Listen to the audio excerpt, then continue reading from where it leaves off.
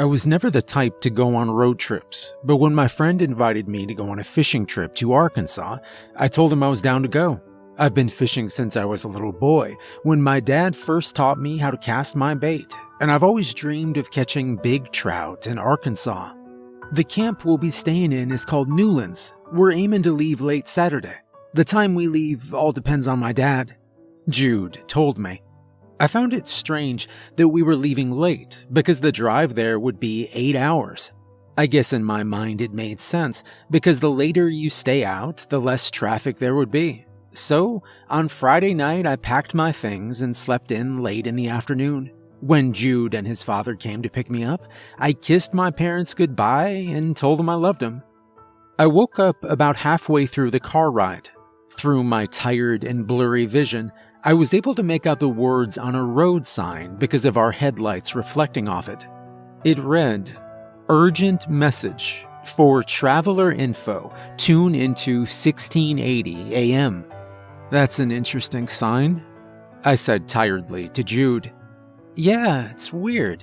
That wasn't there last time when we came, Jude replied.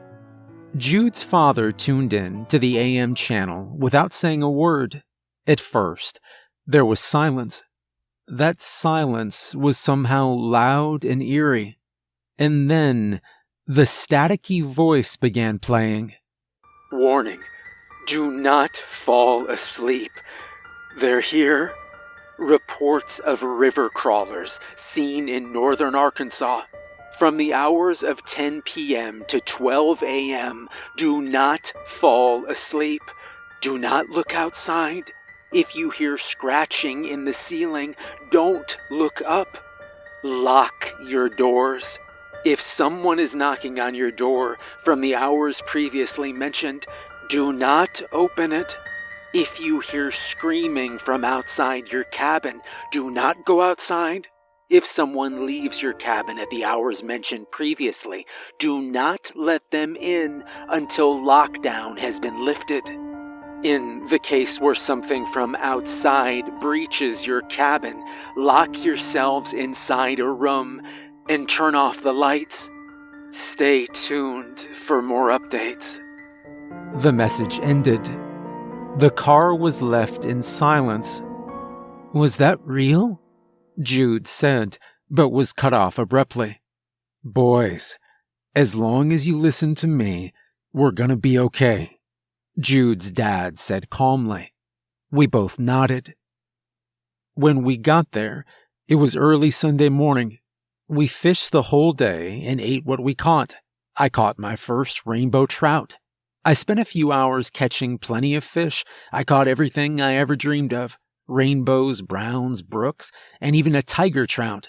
The river was plentiful, and I was proud of myself. But soon, it was dark, and with the dark, I remembered that radio message. Before I could remember everything that was said, Jude's dad called us into the cabin. When we went inside, the lights were off and the blinds shut. Jude's dad locked all three of us in one bedroom and turned on his lantern. We're gonna be in here for 2 hours and 30 minutes. I'm not chancing it, he said sternly. Dad, you're scaring me, Jude said, teary-eyed. We're gonna be okay, son. Just be silent. Keep your heads down at the floor. Just trust me, he said with a soft smile. Thank God we listened to him. Seeing Jude emotional wasn't something I saw often, so I knew he was genuinely afraid. And that's when the sounds started. First, it was the footsteps from outside. At first, they were soft, and you could barely hear them.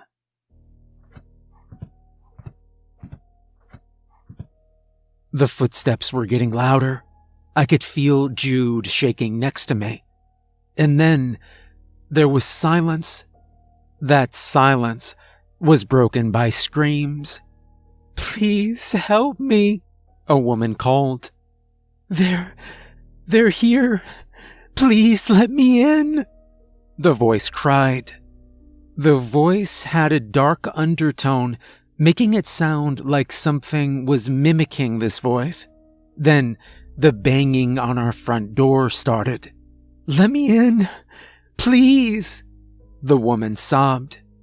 The banging continued for another minute. It felt like my head was being shaken around by the loud noises from the front door. This thing wanted us to believe it was in agony. And then suddenly, it stopped.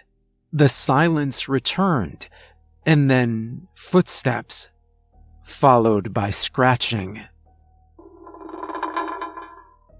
It was coming from the roof. "Don't look up, don't look up," was all I could think. It stopped, then continued, then stopped. It was like it was toying with us, begging us to look up at the source of the sound, begging us to check if it truly stopped. And then the radio in our room turned on. "Urgent message. Lockdown has been lifted. You are free to roam again. Stay tuned in for updates." I looked at the clock. 11:50 p.m. Jude began to stand up when his father grabbed him. He motioned him to sit still. So he did. That's when the front door burst open with a loud slam. It sounded as if the door came off the hinges. And then something began slamming all its weight on the door we were hiding behind. We all scooted back to the corner of the room. Then the creature screeched. And the door gave in. A tall black creature on all fours bent down to come in the room. Jude's dad put his hands over our mouths.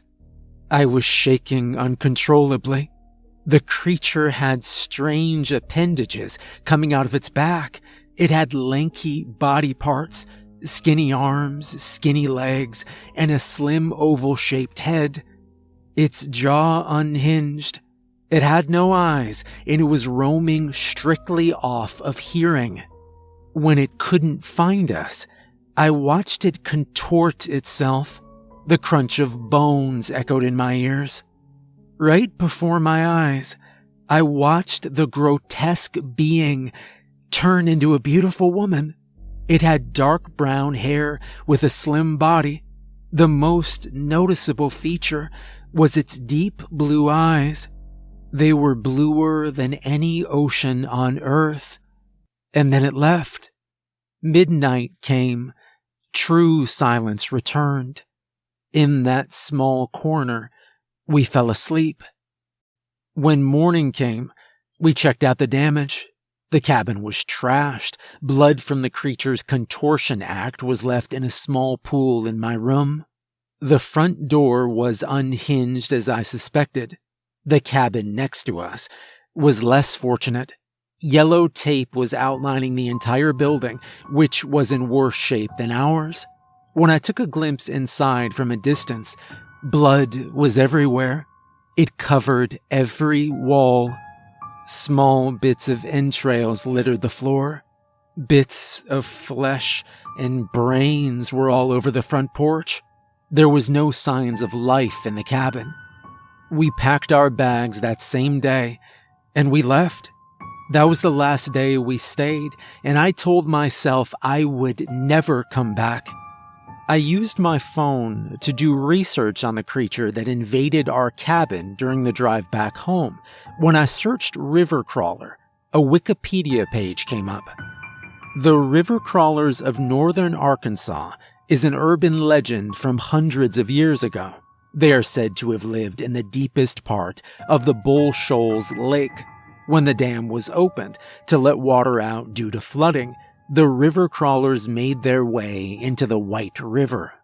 To this day, that's where they reside. Over time, they have adapted to technology. They can manipulate time, manipulate technology, and take the form of any humans they kill. The easiest way to spot them is their abnormally blue eyes. They mostly lurk during the night and they cannot survive in sunlight for long. It burns their thin skin and causes them to melt. I finished reading this in awe.